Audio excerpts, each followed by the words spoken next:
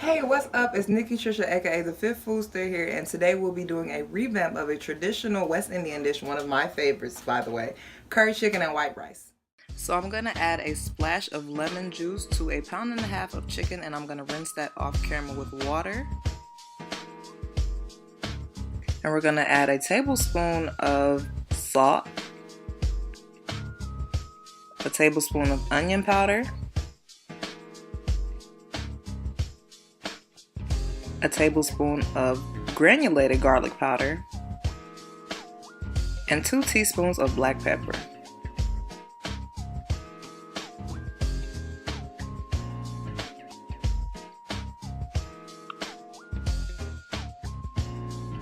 And last but not least, we can't forget our curry powder. Now you want to get an authentic tasting curry powder, not a commercialized one. So try to go to like a West Indian store or some of the Asian grocery stores and see if they have a like off-brand of curry powder. And I'm gonna take a tablespoon of that curry powder from the packet and I'm just gonna add it to the chicken.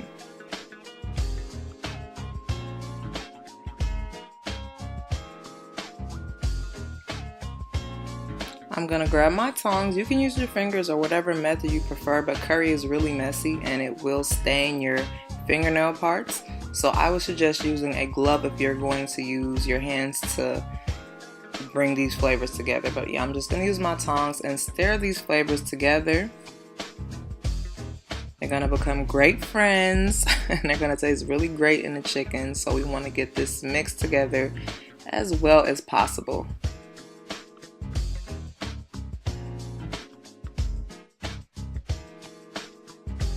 You want to add about a tablespoon of olive oil to an already heated pot and then just let that oil sit in the pot for about a minute just so it can get a little warm. Once that oil is hot enough, you want to begin to add the chicken.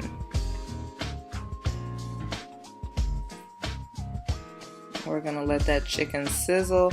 I personally like to let my curry burn a little bit, like 10 to 15 minutes, because if you don't cook curry thoroughly, it will hurt your stomach, even after you think you've already cooked it. So let that chicken sear a little bit on that stove for a few minutes.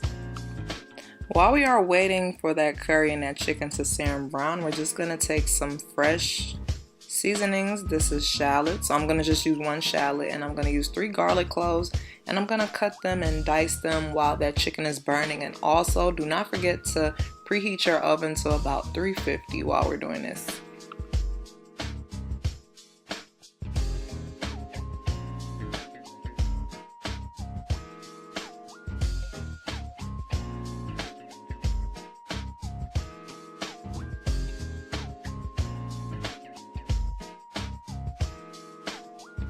Now our chicken has browned really nicely and it smells, oh my god, it smells so good. The whole chicken just smells like the best West Indian restaurant in Brooklyn.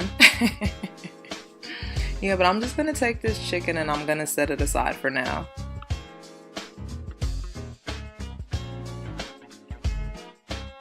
Once I've set that chicken aside, I'm going to splash a little bit more olive oil in the pot. This is about a half a tablespoon of olive oil, and I'm going to take our seasonings or our fresh, we call them seasonings, but I'm just going to take the shallot and the garlic cloves that I cut earlier and I'm going to add them to the pot. I'm going to cook them till they're a little fragrant, like 2 to 5 minutes. Also, be sure to use your spatula to move these seasonings around in the pot. You want them to get all that good seasoning left over from the chicken and the seasoning that we put on the chicken. So be sure to stir that pot up, literally.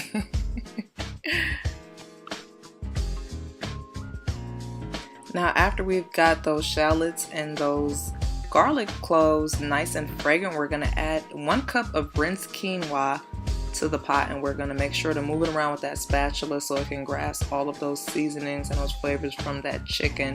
The reason why I'm using quinoa instead of the traditional white rice, because as we know, quinoa has way less calories than rice, and also it packs more of the protein and more of the fiber, so it's a lot more beneficial for you than white rice. But yeah, we're just gonna move this quinoa around so it can grasp some of that flavor. Now off camera, I simmered lentil beans for 20 minutes with 1 garlic clove, about 1 teaspoon of salt, and 1 teaspoon of garlic powder. So we're gonna move the quinoa and the lentils around in the pot to grasp some of that flavor that's already in the pot.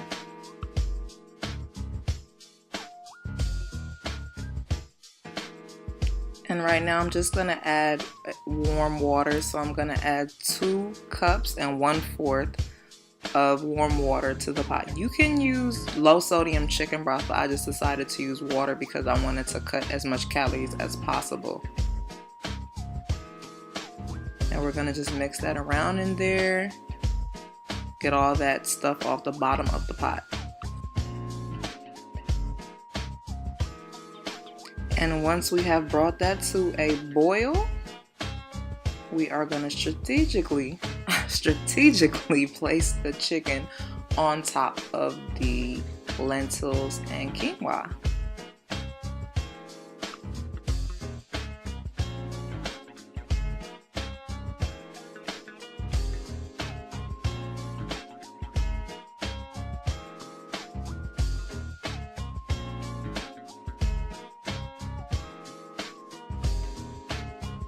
So before we pop this in the oven at 350 for 30 minutes, I'm going to take allspice, aka pimento seeds, and pop 6 to 8 of these on there.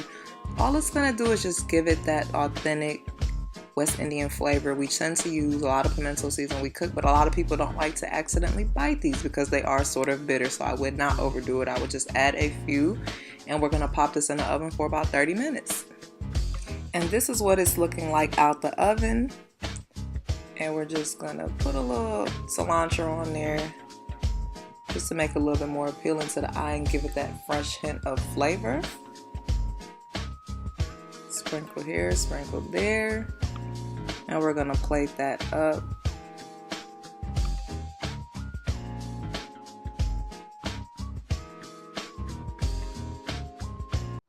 Alright, now it's time for my honest opinion because I don't run off gas. I run off E. I'm not going to gas myself and say this tastes good when it's disgusting. So let's try it. This is my first time trying this out, so let's see. Now see, this is everything that I'm looking for.